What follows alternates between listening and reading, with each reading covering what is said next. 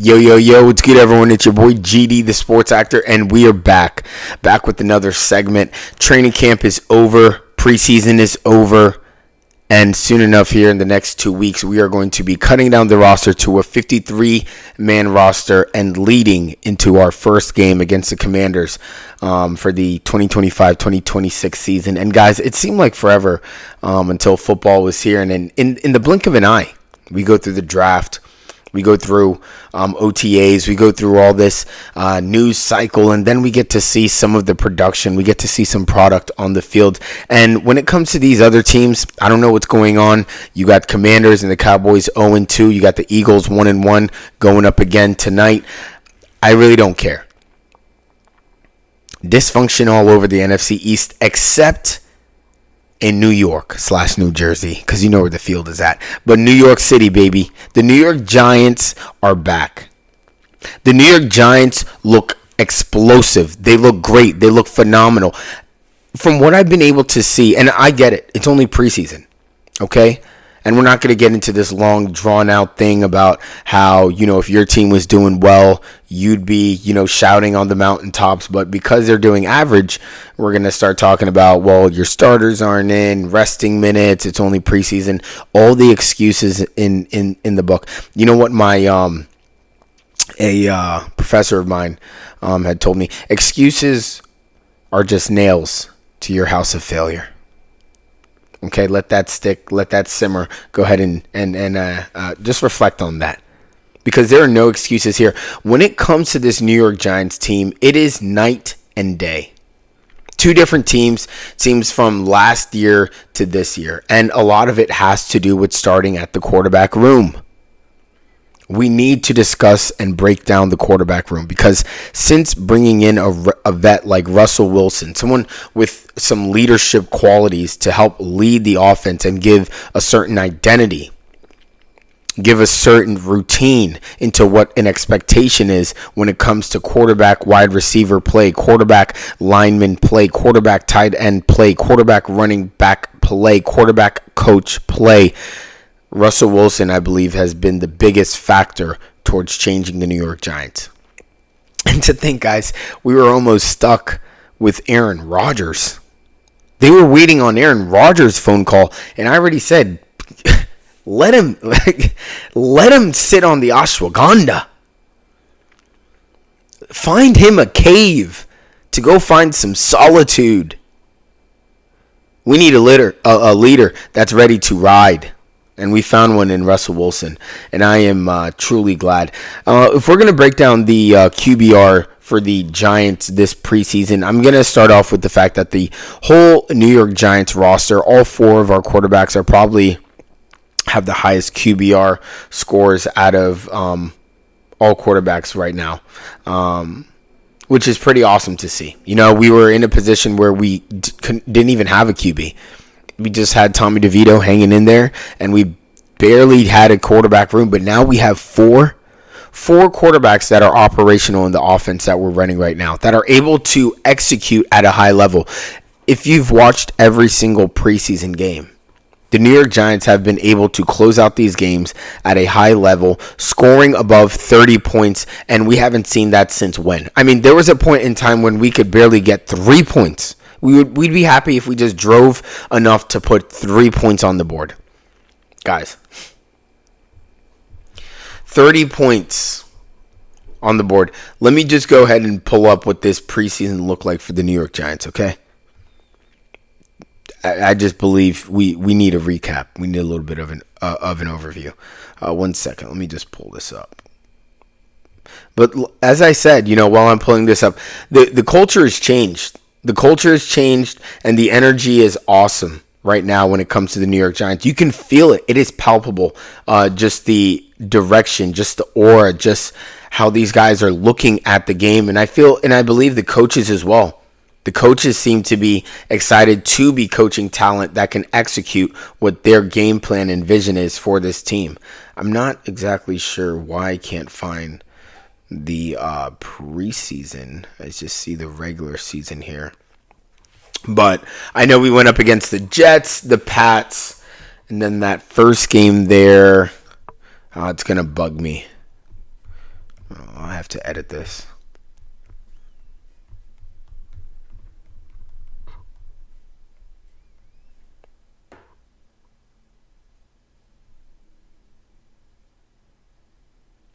The Bills. Okay. So the Bills, we went up against the Bills 34-25. We went up against the Jets 31-12. And then we went up against the Patriots 42-10. Now, it is preseason, but what you're looking for in preseason, and good question by one of the reporters that had talked to Brian Dable post-conference, and he had asked him a question about, if, people say preseason doesn't matter, if people are saying that preseason is just, exactly that, preseason, you don't really have any of the starters in, what exactly could you be evaluating? And simple as day, you're there to evaluate, are people there executing what they're supposed to be executing? And the way that all four quarterbacks and the way that we were able to find success without it falling off. It didn't matter who was in the game at any point in time. It seems like the Giants continued to execute their plays and their strategy. Everybody knew what they were supposed to be doing. And when that happens, you have great success. You can give the ball back to the offense, and the offense is going out there and churning up points. I mean, because the defense is scary. The defense is scary. The first team defense isn't really even in. Dexter Lawrence and some of these guys are barely. I mean, we have Abdul Carter going in for maybe four little plays, barely running full series. Brian Burns came up. We haven't even sent the full defense, and right now the New York Giants defense looks scary. There's two things that you're not going to want. You're not going to want the game to be close going into the second half or the fourth quarter, because they're gonna come back and beat on you like the Knicks, and you don't want them to go ahead and take a lead, because there's no way you're going to be able to catch up. The defense is the truth. And I'm not just saying that as a New York Giants fan. I'm saying that because of what I've been seeing in the preseason with my own eyes.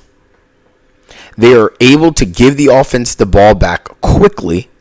They're able to interchange people who are on the front line and guys who are now, I'm seeing some guys show out in that linebacker position. I'm seeing some of the guys trying to show out in that corner position and really doing well. Really, really doing well.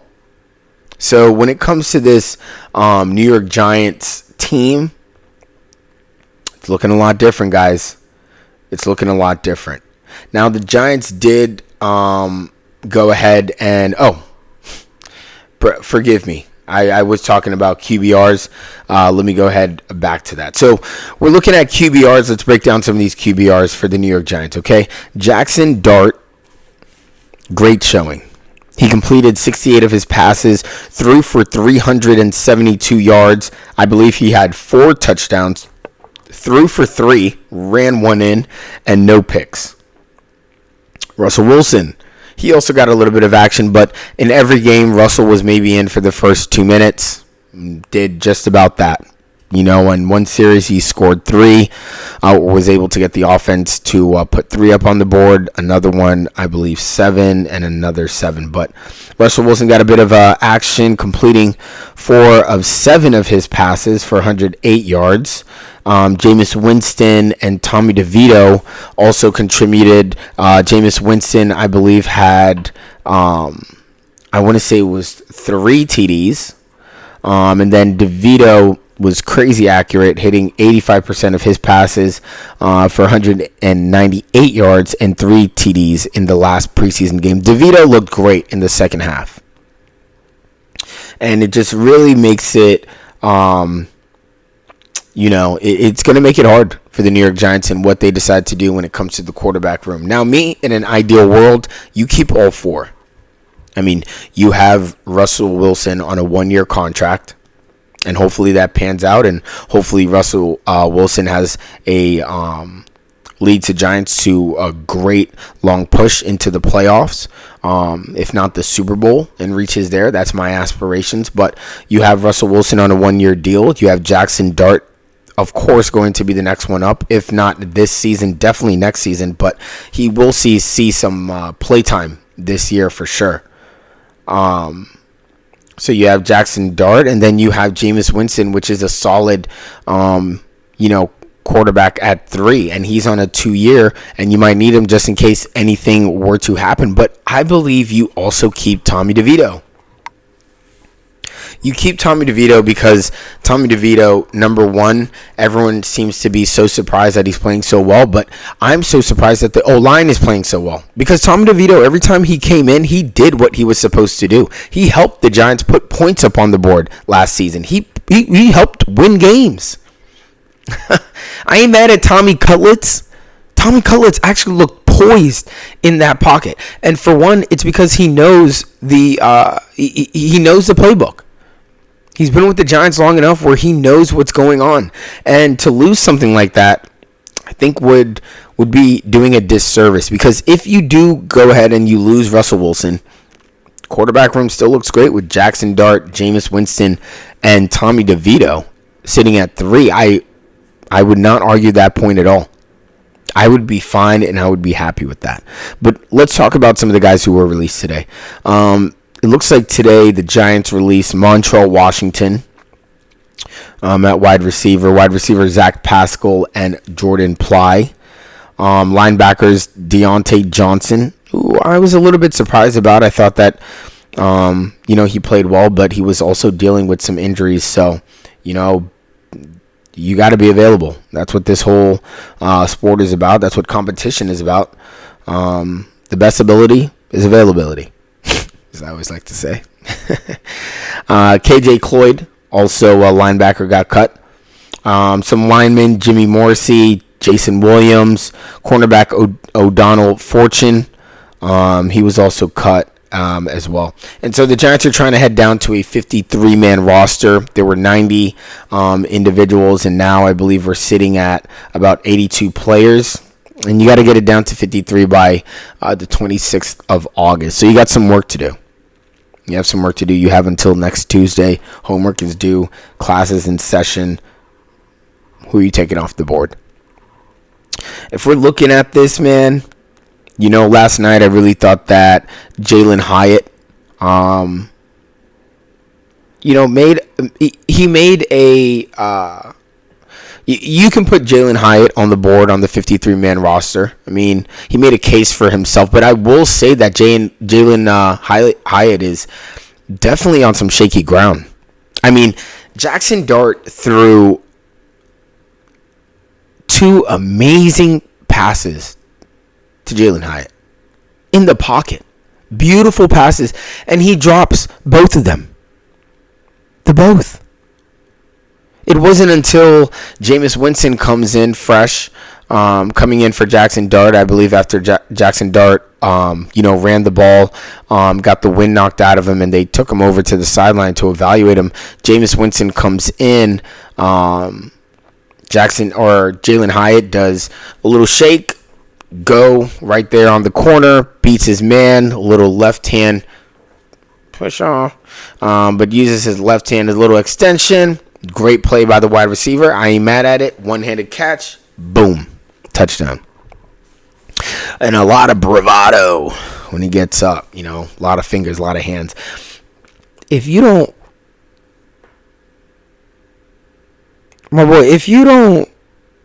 hit a prayer and do whatever you got to do, hit the knee on the ground, humble yourself, and then hit the sideline, because there were other passes out there that were dropped. But hey, a TD is a TD, and I'm never going to be mad at putting points up on the board.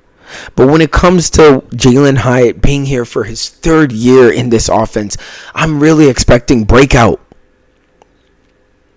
The way that Russell Wilson talks about you, saying that you remind him of somebody from a former team that he used to be with on the Seahawks. Who else is he talking about? Tyler Lockett.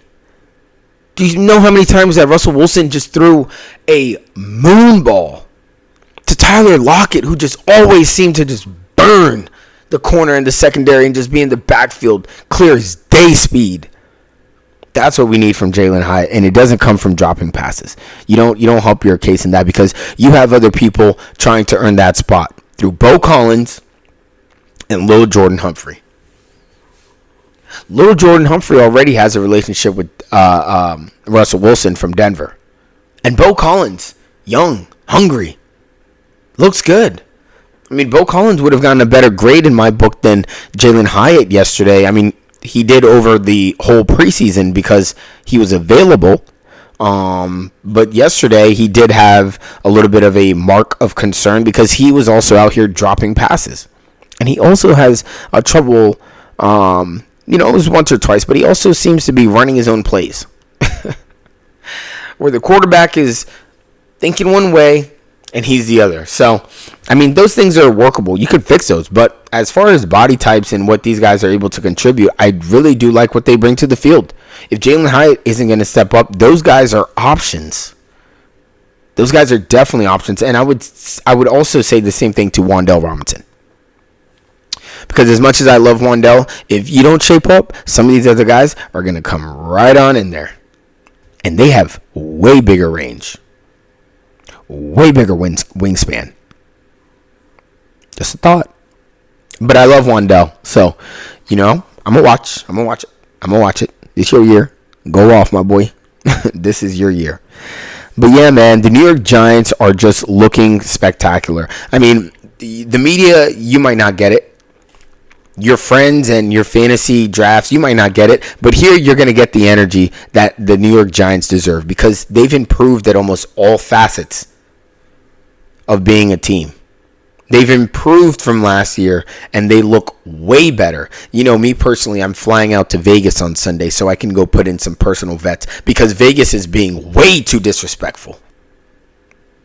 Yeah. Giants aren't going to win more than 5 games? Come on now. I just don't understand. And we probably will this whole season be the most underdog, underrated, undervalued team out there. But, baby, after this preseason, all Giants fans know that the stock went up. The price went up. Last night's price ain't today's price. So come correct. If you want to be on the bandwagon, go ahead, jump on now. We are accepting some members. We will. It's only right. But the minute that the season starts against the Commanders, no more. Closed. Full. Okay? No vacancy. So, I'm excited. And like I said, we're back. We got plenty to talk about. A lot to be excited about. Just the way that we were able to grow. Jackson Dart, I think, was a way better approach than when we brought Daniel Jones in. Started him off with 2-minute drills. Started him getting the tempo up, having him sit under a vet so he can learn and grow under the right way to do things. Putting them out there in the last preseason game and having him lead the team and be the one to start and lead out there for the coin toss. I mean, all these things are empowering your QB to feel like they're supposed to be there and you want them there. And that's all good. That's all good for gameplay. And if we look at the rest of the NFC East, just want to throw this out there. It's a bit of a mix. As I said before, the Eagles are 1-1. The Commanders didn't win any, 0-2, and the Cowboys are still trying to figure out their contract. Micah's probably out of there. I don't know what's going on. Brian Robinson Jr., he over there got traded to the 49ers, so I guess they expect Jaden Daniels to do most of the rushing, and that's cool with me. Because the New York Giants, baby, we haven't been throwing players away. We've just been adding in all the right places. So, yeah, that's me. That's what I got today. And glad to be back. Glad to be talking about the New York Giants and just how, just taking your time, trusting the system, trusting the execution, taking some risk. It all leads to good things. It really does. So we're going to continue to be with this team, continue to watch, see what they do, see how they develop, and see who gets cut up off this roster in the next week and a half, 2 weeks. But until then, keep watching. Got plenty to post about, plenty to ask about when it comes to battles, teams, and super excited to share. Also excited to share some of my fantasy teams that I've been developing and building myself. I got a new strategy going into this year, and I think it's going to work very nicely for me. So yeah, let's keep getting this football, baby. We're back. And as always, let's go blue!